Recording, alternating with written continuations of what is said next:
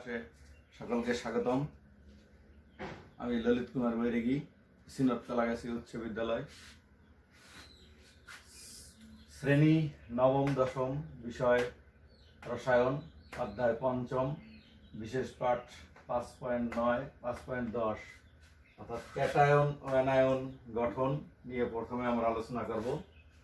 Cation কি, anion কি, cation গঠন, অ্যানায়ন গঠন প্রক্রিয়া আমরা পর্যায়ক্রমে বিশ্লেষণ করব। তোমরা খাতা কলম নিয়ে আমার সাথে থাকবে। প্রথমেই আমরা ক্যাটায়ন নিয়ে আলোচনা করব। ক্যাটায়ন কথার অর্থ হলো ধনায়ন, ধনাত্মক আয়ন। সাধারণ অবস্থায় পরমাণু নিউক্লিয়াসে যতটি ধনাত্মক আদান থাকে,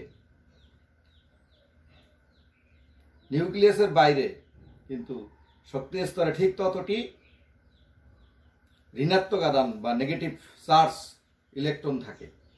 এরই ফলে পরমাণু সামগ্রিকভাবে চার্জ নিরপেক্ষ হয়ে পড়ে। এরকম একটি পরমাণু অর্থাৎ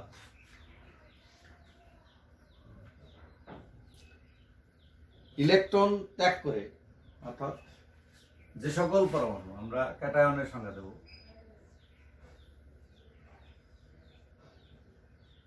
ক্যাটায়ন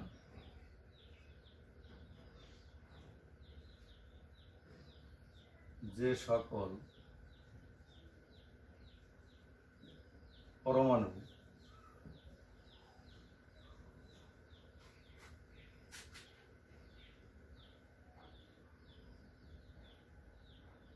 ইলেকট্রন বিন্যাসের শেষ কক্ষপথে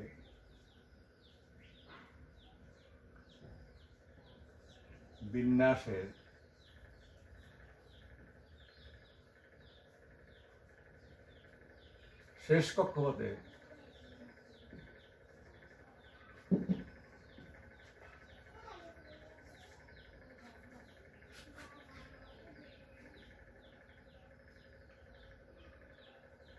এক, দুই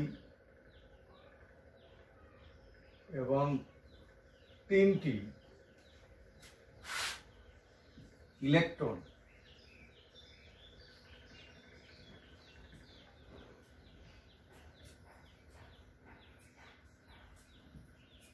ত্যাগ করে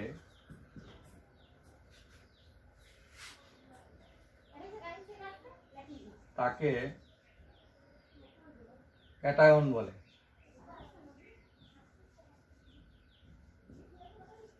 ক্যাটায়ন বলে। আর যে সকল পরমাণু ইলেকট্রন বিন্যাসে শেষ কক্ষপথে এক, দুই অথবা তিনটি ইলেকট্রন ত্যাগ করে তাকে ক্যাটায়ন বলে। যেমন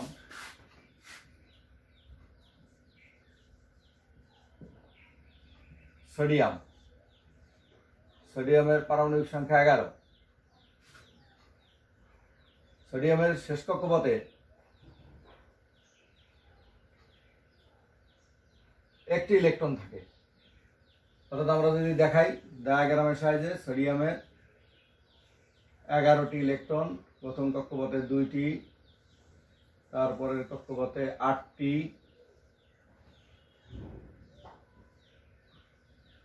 শেষ কক্ষপথে 1টি। এই একটি ইলেকট্রন সে সহজেই ত্যাগ করবে। এখানে সোডিয়াম পরমাণু,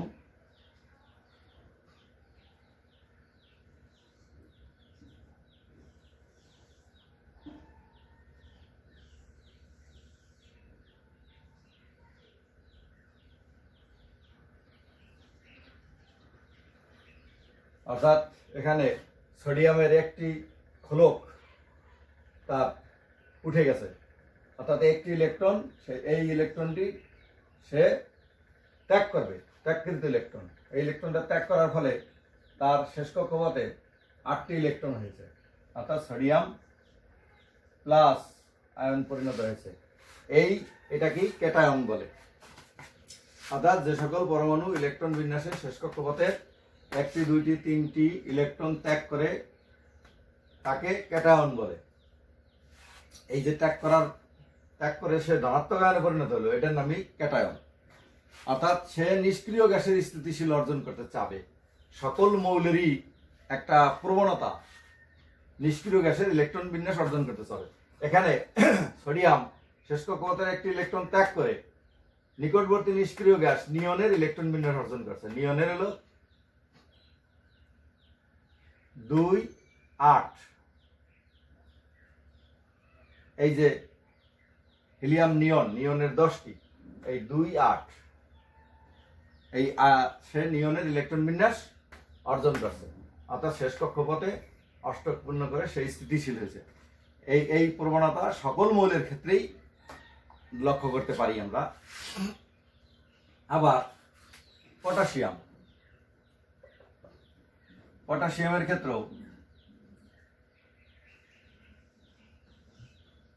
প্লাস প্রথম কক্ষপথে 2টি, পটাশিয়ামের 19টি আছে, 2টি মানে 8টি, আবার 8টি।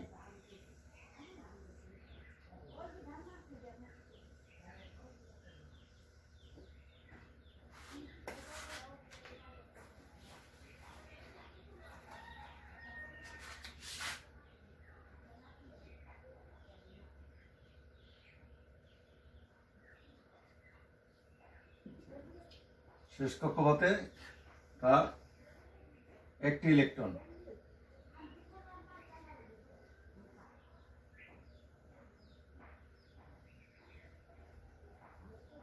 এই একটি ইলেকট্রন সহজেই সে ত্যাগ করবে, এটা তার একটা প্রবণতা, সহজাত প্রবণতা। অর্থাৎ যে জায়গায় পটাশিয়াম একটি পরমাণু একটি ইলেকট্রন ত্যাগ করে সে ক্যাটায়ন গঠন করবে। 2, 8,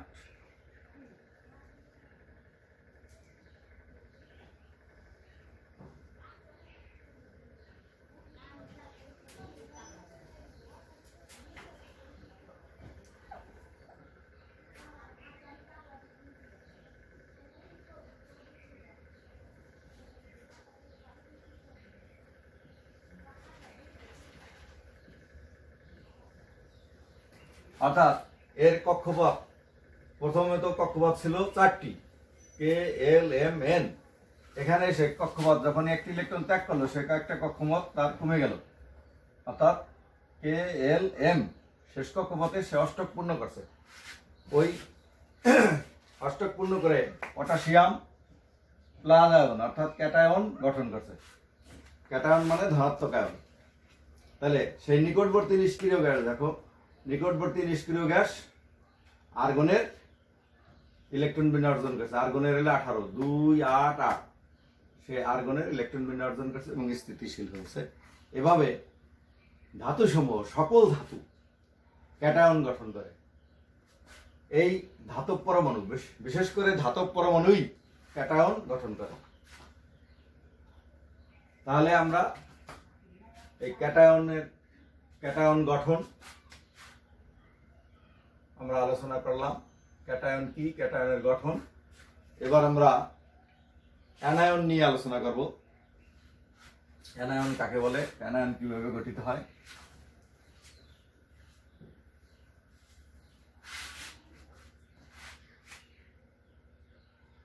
অ্যানায়ন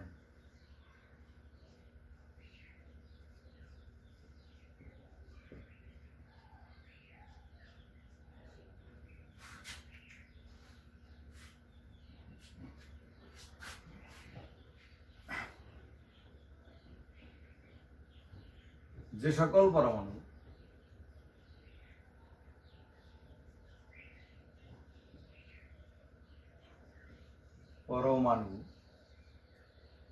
ইলেকট্রন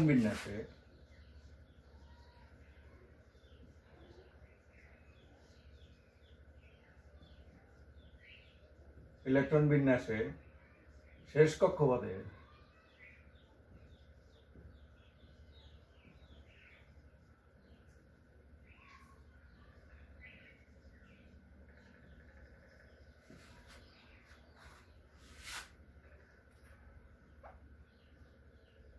শেষ কক্ষপথে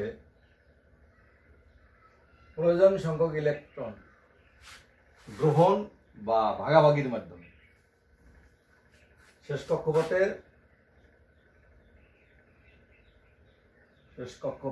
অষ্টক পূর্ণের জন্য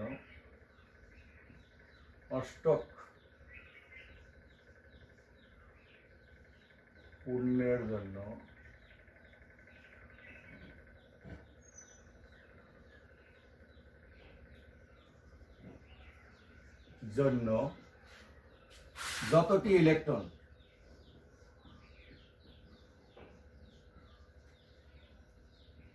ইলেকট্রন গ্রহণ বা শেয়ার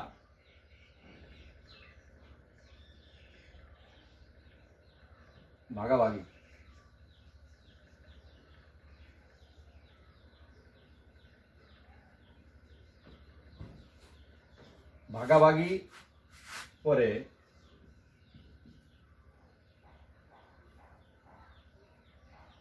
অষ্টক পূর্ণের জন্য যতটি ইলেকট্রন গ্রহণ বা ভাগাভাগি করে স্থিতিশীল হয়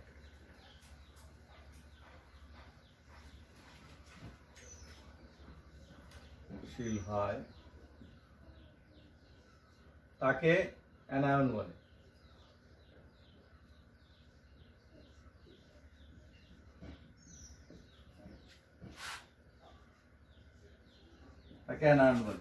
অর্থাৎ যে সকল পরমাণু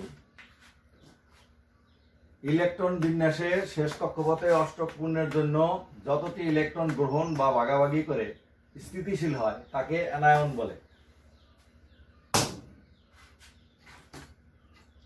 আমরা একটি উদাহরণ দেব, যেমন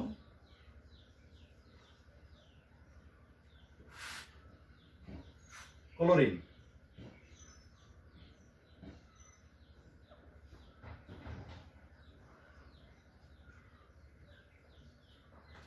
ক্লোরিনের পারমাণবিক সংখ্যা 17, 2, 8, 7।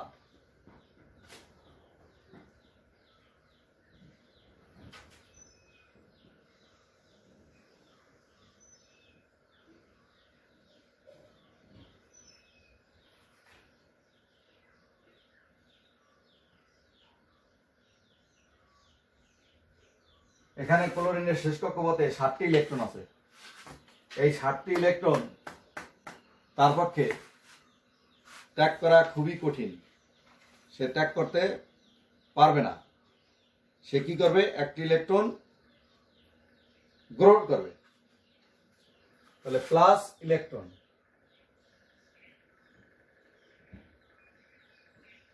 এই একটা ইলেকট্রন, সে একটি ইলেকট্রন গ্রহণ করবে।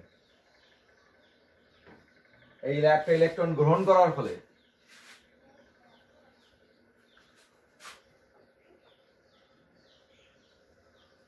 এটি হলো ইলেকট্রন, আমরা ইমেজ দিয়ে প্রকাশ করি।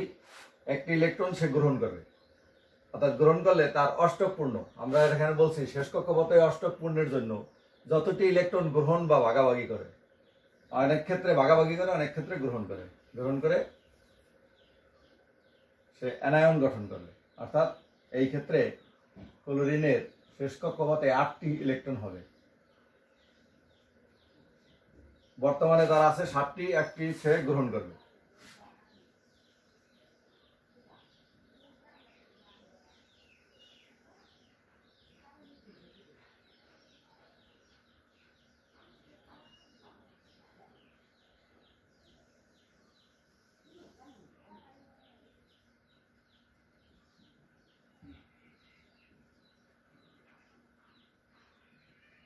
এখানে ক্লোরিন যেহেতু একটি ইলেকট্রন গ্রহণ করেছে, এই জন্য তার অ্যানায়ন, সে একটি ঋণাত্মক আধানে পরিণত হয়েছে, অর্থাৎ অ্যানায়ন গঠন করেছে।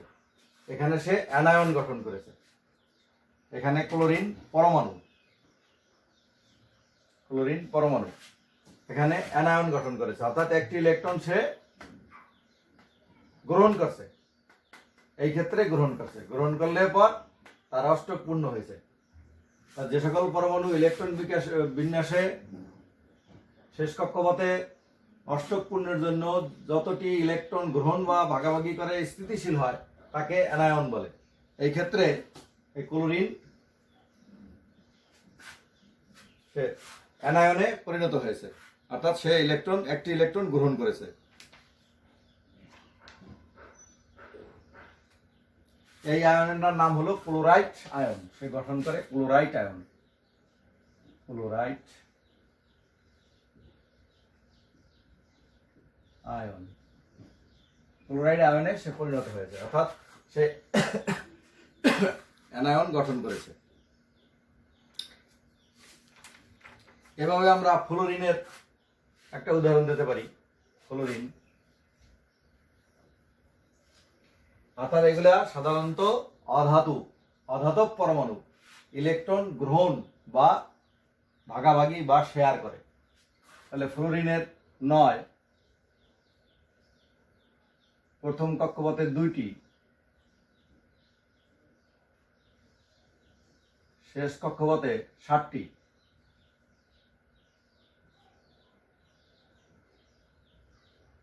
এই 7টি ইলেকট্রন সে তখন একটি ইলেকট্রন গ্রহণ করবে, একটি ইলেকট্রন সে গ্রহণ করবে। অর্থাৎ এখানে ফ্লোরিন একটি পরমাণু, সে একটি ইলেকট্রন গ্রহণ করবে। গ্রহণ করলে তার শেষ কক্ষপথে ইলেকট্রন সংখ্যা বৃদ্ধি পাবে, অর্থাৎ 7-এর জায়গায় 8টি হবে। এই যে তার 8টি হয়েছে, অর্থাৎ সে ফ্লোরাইড আয়ন গঠন করেছে। এর নাম হলো ফ্লোরাইড আয়ন।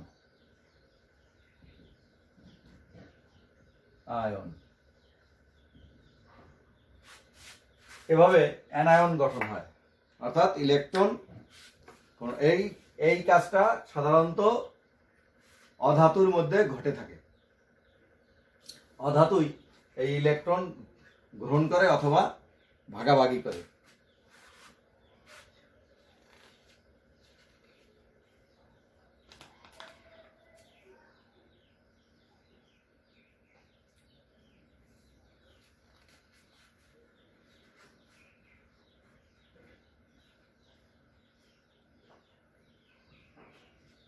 এবং সে নিষ্ক্রিয় গ্যাসের ইলেকট্রন বিন্যাস লাভ করেছে, অর্থাৎ নিকটবর্তী নিষ্ক্রিয় গ্যাস এটা হলো 10টা, অর্থাৎ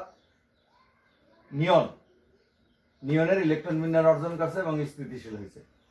এই যে প্রবণতা, এই প্রবণতার কারণেই সে অ্যানায়ন গঠন করে। একেই আমরা অ্যানায়ন বলে থাকি। এবার আমি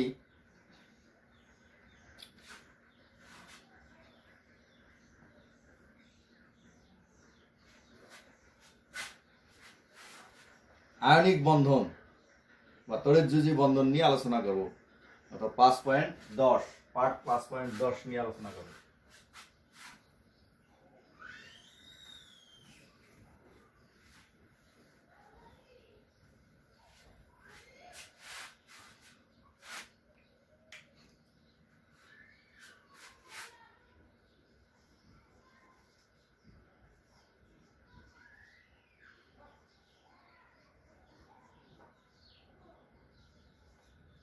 বা তড়িৎযোজী বন্ধন।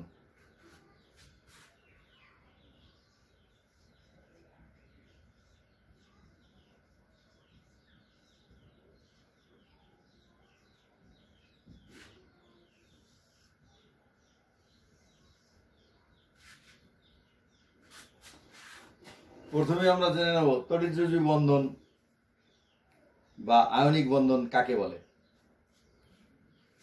আয়নিক বন্ধন কি?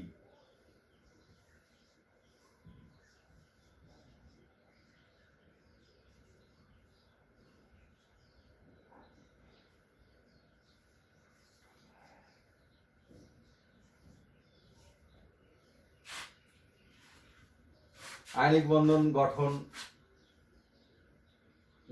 আয়নিক বন্ধন গঠন।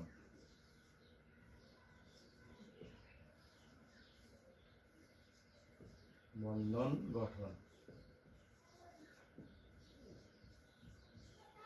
এই বিষয়গুলো নিয়ে আমরা আলোচনা করব। প্রথমে আমরা আয়নিক বন্ধন সংজ্ঞা দেব।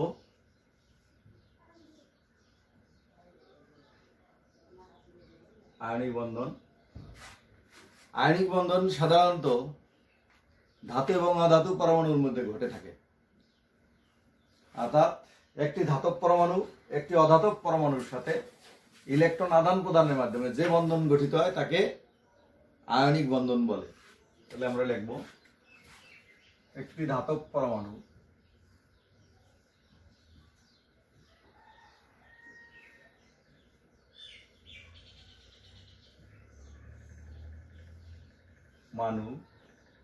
একটি অধাতব পরমাণুর সাথে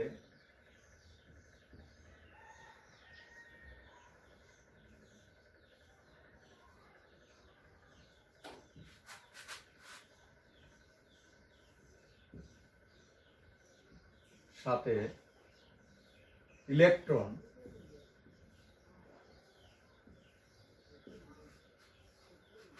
আদান প্রদানের মাধ্যমে দেয়া নেয়া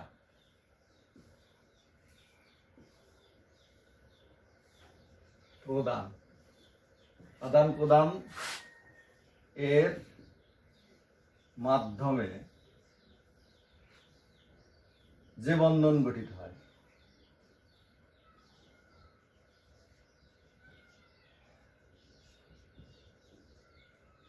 হয় তাকে আয়নিক বন্ধন বলে।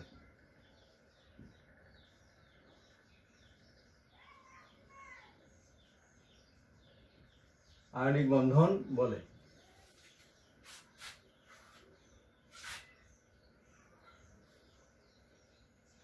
তাহলে আমরা বুঝতে পারলাম যে একটি ধাতুর পরমাণু একটি অধাতুর পরমাণুর সাথে ইলেকট্রন আদান প্রদানের মাধ্যমে, অর্থাৎ ধাতু ইলেকট্রন দিবে আর অধাতু ইলেকট্রন গ্রহণ করবে, এভাবে যে বন্ধন গঠন হবে তাকে আয়নিক বন্ধন বলা হয়।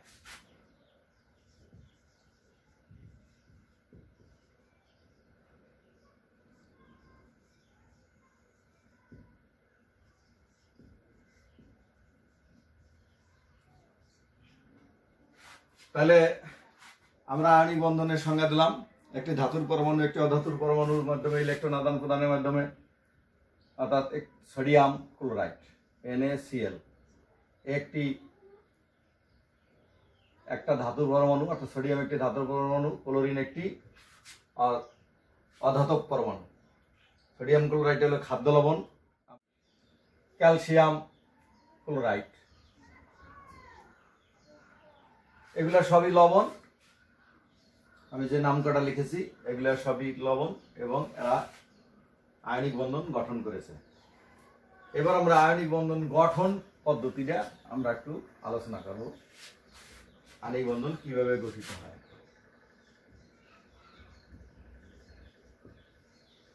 বন্ধন গঠন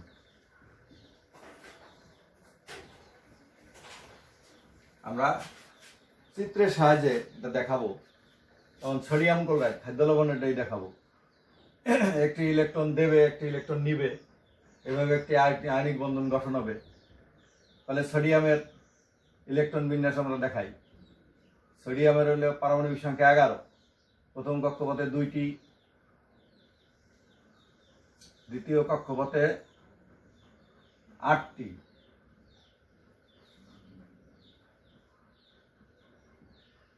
এবং শেষ কক্ষপথে একটি ইলেকট্রন তার আছে। এই একটি ইলেকট্রন সহজেই সে ত্যাগ করবে, ক্যাটায়ন গঠন করবে। ইতিপূর্বে আমরা দেখেছি ক্যাটায়ন গঠনের সময় একটি ইলেকট্রন ত্যাগ করে। অপরপক্ষে ক্লোরিন পারমাণবিক সংখ্যা 17, তার প্রথম কক্ষপথে 2টি ইলেকট্রন, দ্বিতীয় কক্ষপথে 8টি, সর্বশেষ কক্ষপথে তার 7টি। এখানে তার 7টি ইলেকট্রন থাকবে। এই 7টি ইলেকট্রন তার আছে, এখানে একটি ইলেকট্রন সে গ্রহণ করবে। অর্থাৎ এটা হলো সোডিয়াম, এটা হলো ক্লোরিন। এভাবে তারা ইলেকট্রন, সোডিয়াম একটি ইলেকট্রন দেবে, ক্লোরিন একটি ইলেকট্রন নেবে। অর্থাৎ আয়নিক বন্ধন গঠন করতে হলে একটি ধাতু পরমাণু একটি অধাতু পরমাণু লাগবে। এখানে সোডিয়াম একটি ধাতু পরমাণু, ক্লোরিন অধাতু পরমাণু, এরা ইলেকট্রন আদান প্রদান সোডিয়াম দেবে, ক্লোরিন নেবে, এটাকে আদান প্রদান বলা হয় বা দান গ্রহণও বলে। তাহলে আমরা এর পরের স্টেপে দেখাই সোডিয়াম দুটি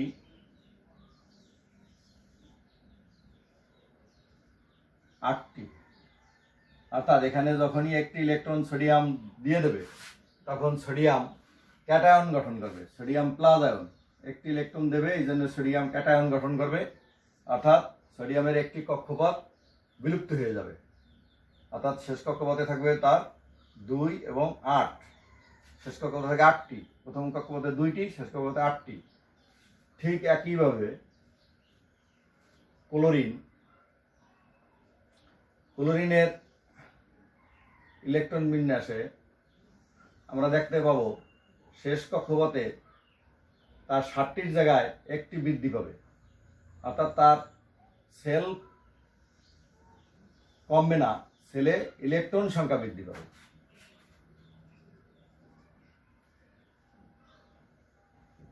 এখানে একটি ছিল, এই 2টি হয়ে গেল, অর্থাৎ ক্লোরিন অ্যানায়ন গঠন করছে, ক্লোরিন অ্যানায়ন গঠন করছে, অর্থাৎ ঋণাত্মক আয়ন গঠন করছে। এভাবে এই বন্ধন গঠন করে সোডিয়াম ক্লোরাইড যৌগ গঠন করে, অর্থাৎ এভাবে এরা কি করবে, সোডিয়াম ক্লোরাইড NaCl, এই সোডিয়াম ক্লোরাইড যৌগ গঠন করে।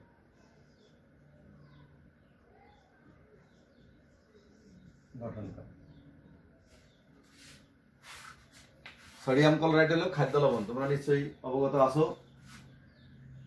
এখন আমরা এই বন্ধন গঠনটা আলোচনা করব। দেখো এখানে সোডিয়াম ক্লোরাইডের ভিতর একটি সোডিয়াম পরমাণু যেটা ধাতব পরমাণু, একটি ক্লোরিন পরমাণু, একটি অধাতব পরমাণু। সোডিয়ামের ইলেকট্রন বিন্যাস লক্ষ্য করলে দেখা যায় এর ইলেকট্রন বিন্যাস হলো 2, 8, 1, অর্থাৎ শেষ কক্ষপথে একটি ইলেকট্রন। এই শেষ কক্ষপথের ইলেকট্রনটি সে সহজেই ত্যাগ করতে পারে, এটা তার একটা সহজাত অভ্যাস বা প্রবণতা। সে ত্যাগ করে দিয়ে কি করবে, নিকটবর্তী নিষ্ক্রিয় গ্যাস অর্থাৎ অষ্টক পূর্ণ করবে। এই যে অষ্টক পূর্ণ করেছে, সেকে ত্যাগ করে দিছে, এখান থেকে একটা ইলেকট্রন ত্যাগ করে দিছে। ত্যাগ করে দিলে তার শেষ কক্ষপথে 8টি ইলেকট্রন আছে, অর্থাৎ অষ্টক পূর্ণ করেছে। এবং নিকটবর্তী নিষ্ক্রিয় গ্যাস নিয়নের ইলেকট্রন বিন্যাস অর্জন করছে। নিয়নের 10টা, 2, 8, অর্থাৎ নিকটবর্তী নিষ্ক্রিয় গ্যাসের ইলেকট্রন বিন্যাস অর্জন করছে এবং সুস্থিতিশীল হয়েছে। অপরপক্ষে ক্লোরিনের ইলেকট্রন বিন্যাস লক্ষ্য করলে দেখা যায় ক্লোরিনের ইলেকট্রন বিন্যাস হলো 2, 8, 7, অর্থাৎ শেষ কক্ষপথে তার 7টি ইলেকট্রন আছে। এই 7টি ইলেকট্রন তার পক্ষে ত্যাগ করা অসম্ভব, কারণ ত্যাগ করতে হলে প্রচুর শক্তির প্রয়োজন, এত শক্তি তার নাই। এই জন্য সে কি করবে, এই সোডিয়াম কর্তৃক ত্যাগকৃত ইলেকট্রনটি সে গ্রহণ করবে, অর্থাৎ তার ইলেকট্রন বিন্যাসে দেখা যাবে যে 2, 8, 8, অর্থাৎ শেষ কক্ষপথে তার একটি ইলেকট্রন বৃদ্ধি পেয়েছে, অর্থাৎ এই একটি ইলেকট্রন সে গ্রহণ করছে, এই জন্য সে অ্যানায়নে পরিণত হয়েছে, ক্লোরিন মাইনাস আয়নে পরিণত হয়েছে। এবং নিকটবর্তী নিষ্ক্রিয় গ্যাস সে আর্গনের ইলেকট্রন বিন্যাস অর্জন করছে এবং সুস্থিতিশীল হয়েছে। আর্গনের ইলেকট্রন বিন্যাস হলো 2, 8, 8, অর্থাৎ 18। সে আর্গনের অনুরূপ ইলেকট্রন বিন্যাস লাভ করছে এবং স্থিতিশীল হয়েছে। এভাবে একটি সোডিয়াম পরমাণু একটি ক্লোরিন পরমাণুর সাথে ইলেকট্রন দেয়া নেওয়ার মাধ্যমে অর্থাৎ আদান প্রদানের মাধ্যমে সোডিয়াম ক্লোরাইড নামক একটি যৌগ গঠন করে। আর এখানে বন্ধনটা তৈরি হয় আয়নিক বন্ধন। এই আয়নিক বন্ধনের মাধ্যমে যে যৌগ গঠন হয় তাকে আয়নিক যৌগ বলে। তাহলে সোডিয়াম ক্লোরাইড হলো একটি আয়নিক যৌগ, এটা তৈরি হয়েছে আয়নিক বন্ধনের মাধ্যমে। আমরা আরেকটি যৌগের বন্ধন গঠন, আয়নিক বন্ধন গঠন আমরা একটু দেখব।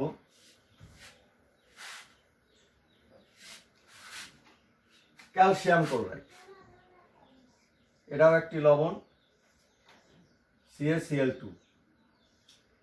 এই একটি যৌগিক পদার্থ এবং এটা একটি লবণ, ক্যালসিয়াম ক্লোরাইড। লবণ 4 প্রকার, তাই ক্লোরাইড এর একটি ক্লোরাইড লবণ। আমরা এর বন্ধন গঠনটা একটু দেখবো এবং বিশ্লেষণ করব। ক্যালসিয়ামের পারমাণবিক সংখ্যা 20, অর্থাৎ তার ইলেকট্রন বিন্যাস হবে 2, 8,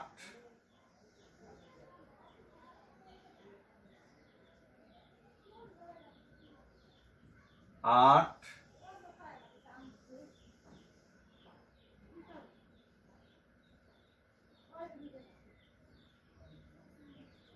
2, অর্থাৎ শেষ কক্ষপথে 2টি ইলেকট্রন থাকবে তার।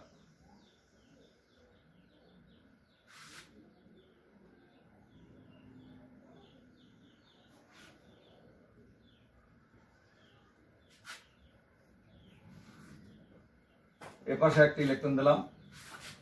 আমরা এখন এই চিত্রটা, অর্থাৎ যেহেতু ক্যালসিয়াম ক্লোরাইডের মধ্যে ক্যালসিয়ামের পরমাণু 1টি, ক্লোরিন পরমাণু 2টি, তাহলে 2টি ক্লোরিন পরমাণু আমরা 2 পাশে দেব। এখানে একটা ক্লোরিন পরমাণু দেব। ক্লোরিনের ইলেকট্রন বিন্যাসে দেখা যায় 2, 8, 7, অর্থাৎ তার পারমাণবিক সংখ্যা 17।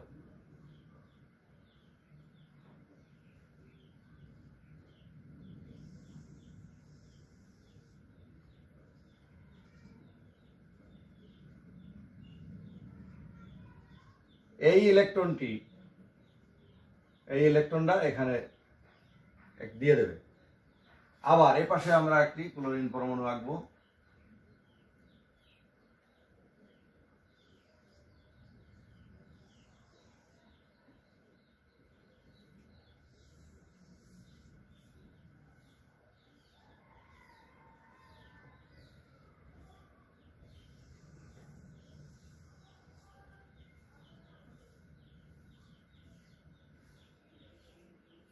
এই একটি ইলেকট্রন, এই ইলেকট্রনটা এই ক্লোরিনে দান করবে।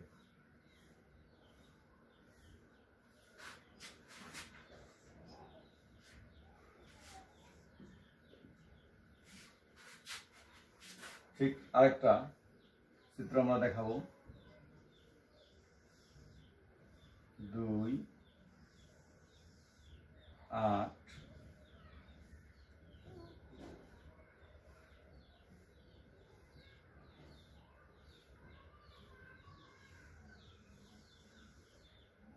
8।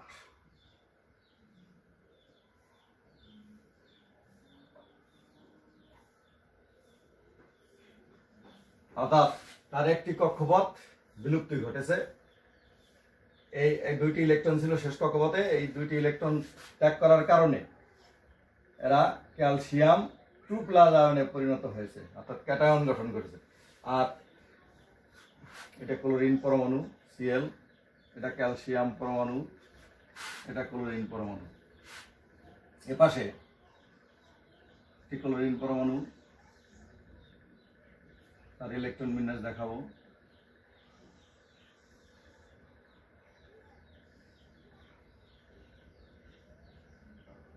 আট, এরও শেষ কক্ষপথে একটি ইলেকট্রন গ্রহণ করার ফলে অষ্টক পূর্ণ হবে, অর্থাৎ 7টি ছিল তার 8টি হয়ে যাবে। এই শেষ কক্ষপথে তার 8টি হয়ে গেছে, অর্থাৎ ক্লোরিন অ্যানায়ন গঠন করেছে।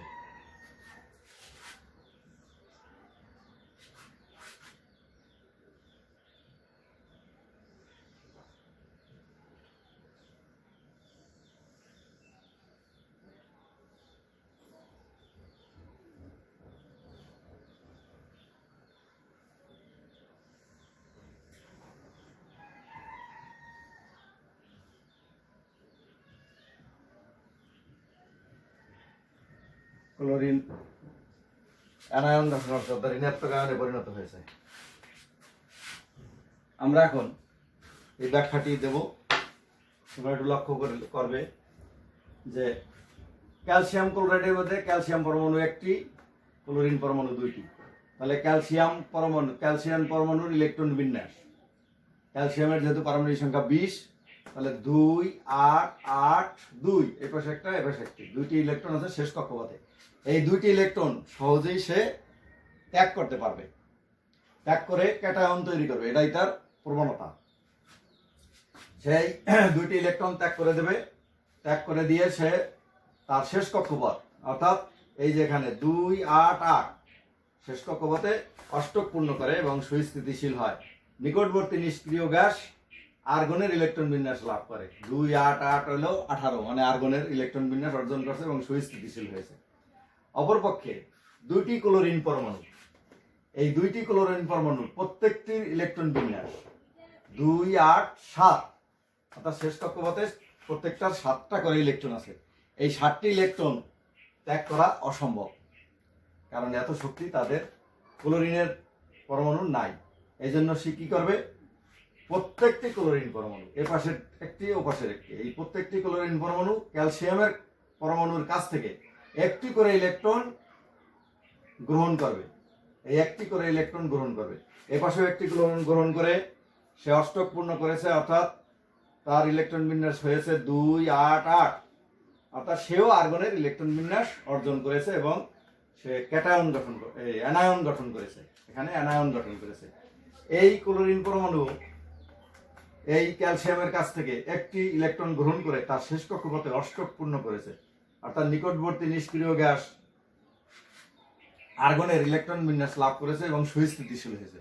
এভাবে একটি ক্যালসিয়াম পরমাণু দুইটি ক্লোরিন পরমাণুর সাথে ইলেকট্রন আদান প্রদানের মাধ্যমে ক্যালসিয়াম ক্লোরাইড গঠন, আয়নিক বন্ধন গঠন করে এবং এই আয়নিক বন্ধনের গঠনের ফলে একটি আয়নিক যৌগ তৈরি হয় যার নাম হলো ক্যালসিয়াম ক্লোরাইড।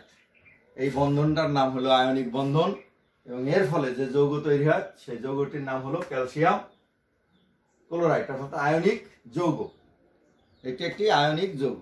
এখন আমরা এই আয়নিক বন্ধন কিভাবে গঠিত হয় আমরা এতক্ষণ ডায়াগ্রামের মাধ্যমে বোঝাতে চেষ্টা করেছি।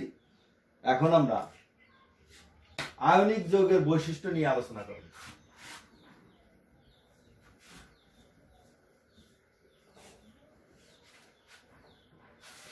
আয়নিক যৌগের বৈশিষ্ট্য।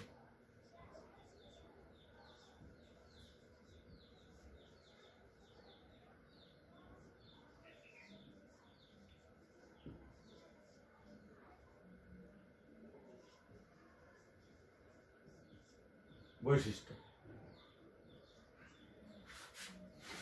অর্থাৎ আয়নিক যৌগ আয়নিক বন্ধনের মাধ্যমে যে যৌগ গঠিত হয় তাকেই আয়নিক যৌগ বলে। তার মধ্যে একটি ধাতু থাকবে, একটি অধাতু থাকবে, অর্থাৎ এদের কিছু স্পেশাল বৈশিষ্ট্য আছে। গলনাঙ্ক, স্ফুটনাঙ্ক, আমরা যদি পয়েন্ট আকারে লিখি, গলনাঙ্ক, স্ফুটনাঙ্ক।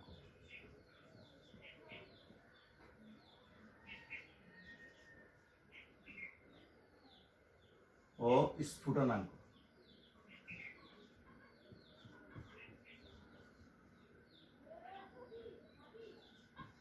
গলনাঙ্ক, স্ফুটনাঙ্ক।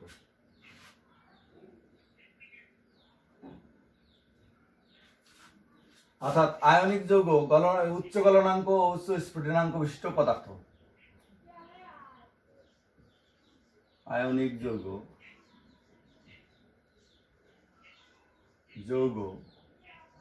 উচ্চ গলনাঙ্ক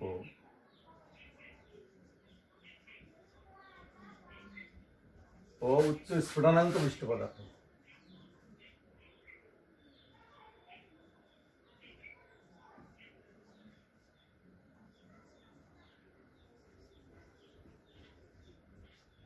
উচ্চ গলনাঙ্ক, উচ্চ স্ফুটনাঙ্ক বিশিষ্ট পদার্থ অর্থাৎ কি, আয়নিক যৌগ সমূহ তাপ দিয়ে যদি আমরা গালাইতে চাই তাহলে উচ্চ তাপ লাগবে। যেমন লবণ একটি আয়নিক যৌগ, এটাকে সাধারণ তাপে সে গলে না, 801 ডিগ্রি সেন্টিগ্রেড তাপ লাগবে তার গালাইতে, তাহলে সে উচ্চ গলনাঙ্ক বিশিষ্ট। আর উচ্চ স্ফুটনাঙ্ক হলো সে বাষ্পে পরিণত হবে। প্রথমে গললে তরল হবে, তরলকে তাপ দিলে বাষ্পে পরিণত হবে। এই বাষ্প তৈরি করতেও তাকে উচ্চ তাপ দেওয়ার প্রয়োজন হয়। এরপরের বৈশিষ্ট্য হলো দ্রব্যতা, দ্রবণীয়তা।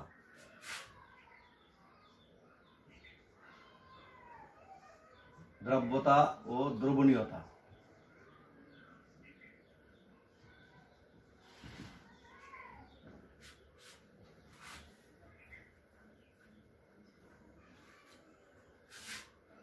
দ্রাব্যতা ও দ্রবণীয়তা।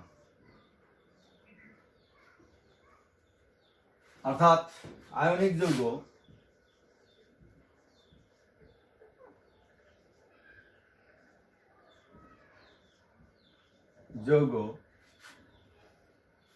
জলীয় দ্রবণে অ্যানায়ন ক্যাটায়ন গঠন করে বলে সে দ্রবণীয়। আয়নিক যৌগ, বেশিরভাগ আয়নিক যৌগ ব্যতিক্রম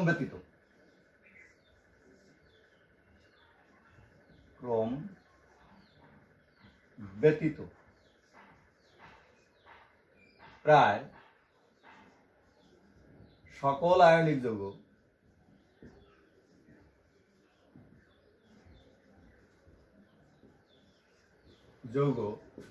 পানিতে দ্রবণীয়।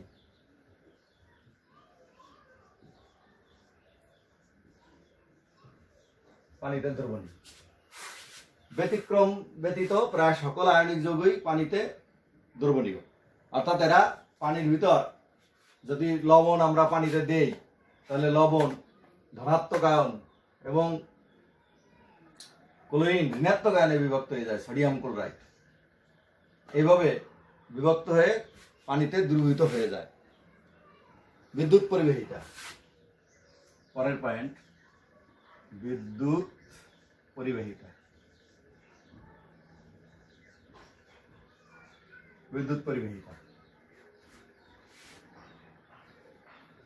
প্রায় সকল আয়নিক যৌগের মধ্যে দিয়া সাধারণত আয়নিক যৌগের জলীয় দ্রবণে বিদ্যুৎ পরিবহন করে। সাধারণত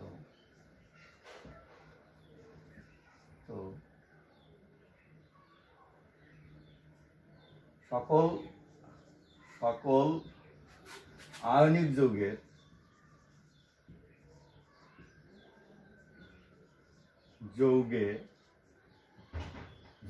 জলীয় দ্রবণ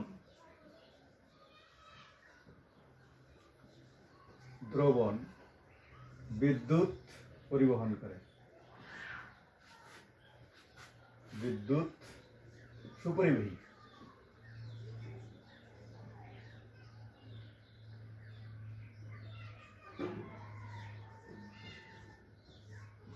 বিদ্যুৎ সুপরিবাহী অর্থাৎ আমরা এই পরীক্ষাটি বাড়িতে বসেই করতে পারি। বিদ্যুৎ পরিবাহিতা, আমরা একটা কাঁচের গ্লাস নেব, কাঁচের গ্লাসের ভিতর সোডিয়াম ক্লোরাইড অর্থাৎ লবণ গোলাবো। সোডিয়াম ক্লোরাইড যেহেতু একটি আয়নিক যৌগ, সোডিয়াম ক্লোরাইডের দ্রবণ তৈরি করব। দ্রবণ তৈরি করে এর দুইটি তামার তার নেব।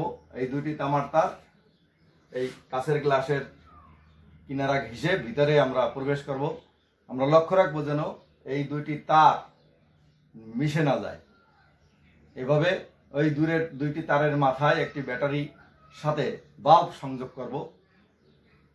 এবার আমরা সুইচ অন করলে দেখবো যে বাল্বটি জ্বলে উঠছে। এর কারণ অর্থাৎ ওই দ্রবণের ভিতর দিয়া বিদ্যুৎ। তাহলে আমরা ওই গ্লাসের ভিতরে যে তার দুটি প্রবেশ করেছিলাম, এই দুটি তারের শেষের মাথায় যদি আমরা একটি ব্যাটারির সাহায্যে একটি বাল্ব যোগ করে দিই তাহলে সহজেই বিদ্যুৎ পরিবাহিত হবে এবং বাল্বটি জ্বলে উঠবে। এবার আমরা ক্লাস গঠন, ব্যতিক্রম ব্যতীত সকল আয়নিক যৌগই ক্লাস গঠন করে। পোলার ধর্ম, আয়নিক যৌগ পোলার ধর্ম আছে। রাসায়নিক বিক্রিয়ার গতি, আয়নিক যৌগ দ্রুত রাসায়নিক বিক্রিয়া সংঘটিত করে। প্রিয় শিক্ষার্থীবৃন্দ, তোমরা নিশ্চয়ই আজ বিষয়টি অনুধাবন করতে পেরেছ। সকলের সুস্বাস্থ্য কামনা করে এখানেই আমার অনলাইন ক্লাস সমাপ্ত ঘোষণা করছি।